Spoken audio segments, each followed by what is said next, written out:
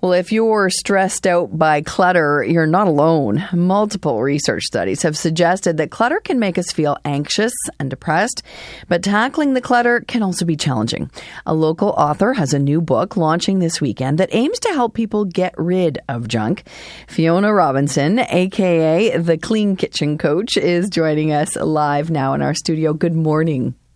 Oh, thank you for having me. Thanks for coming in. So what led you to writing this book on decluttering? So I've been helping people to declutter for about 10 years, and I noticed a pattern that some people didn't want me to come into their home because they were embarrassed by their clutter. And so this was a way to help people circumvent that problem.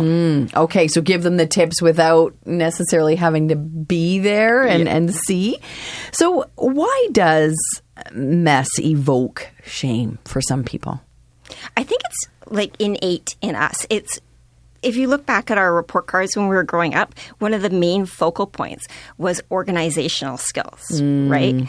And so we become shameful if we can't manage our stuff, which is a really neat thing to think about, because cleaning and organizing is not innate at all. It's something that we have to actually learn.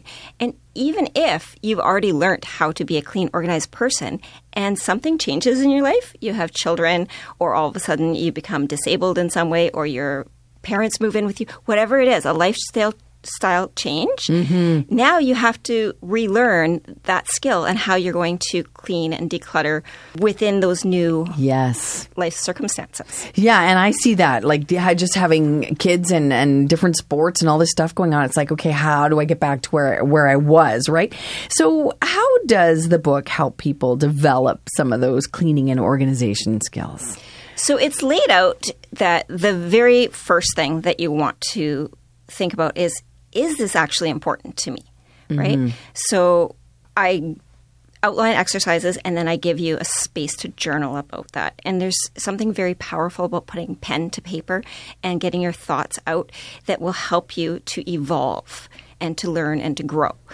So it starts with what is your why? Like, why do you want a clean kitchen? Why is that important to you? And if it isn't, then I give you permission to don't have that as a goal. But if you do want to enjoy having people over into your home and for it to be a space that you come home from and enjoy being in that kitchen, then you can proceed in the book. Yeah. And there are other skills outlined in there. So it's just it's very organized. Yeah. This book. So that and if you just follow don't skip ahead. Just do the work. Yeah. It's a guided journal. Do the work, and then you will see transformation.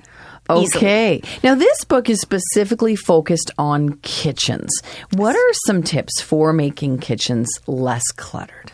So the number one tip that I have is to have a donation bag. So I like to use a bag instead of a box, and I use those recycle bags.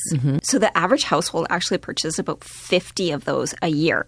So that is not ideal, right? We want to get those bags out of our home or be using them. So the way that I do it is we use those recycle bags. We put them in the bottom of your pantry or under your sink. And every time you touch an item that you're like, I don't love this, or why do I have 5 of these? Then you're going to put it into the bag.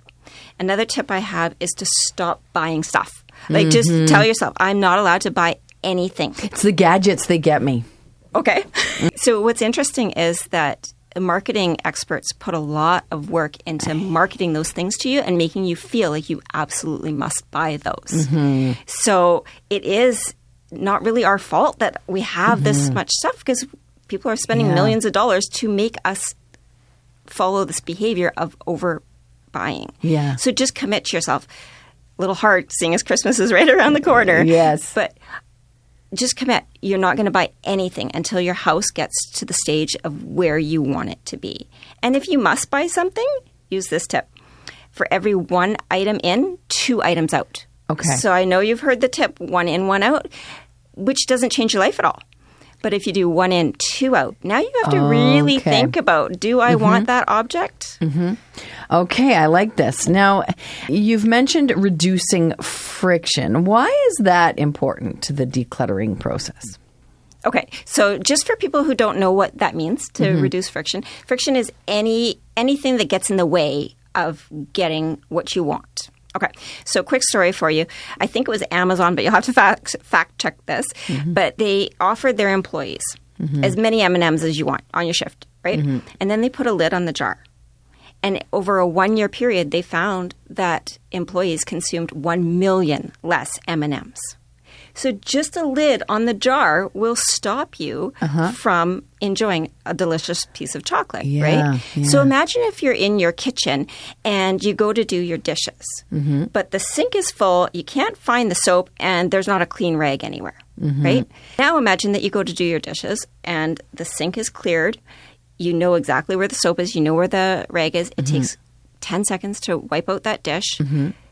So that's how avoiding friction will help you. Right. And that would reduce friction for the others in your home as well, right? Like I'm thinking about my kids. Like if it's easier to do that, they're going to do it. Yes. Or at least the chances are better. Now, how do you handle decluttering items that might be sentimental? You know, it's that dish I had since childhood or children's art or whatever that might be, those sentimental things. How do you do that? Okay. So I call this the curated collection.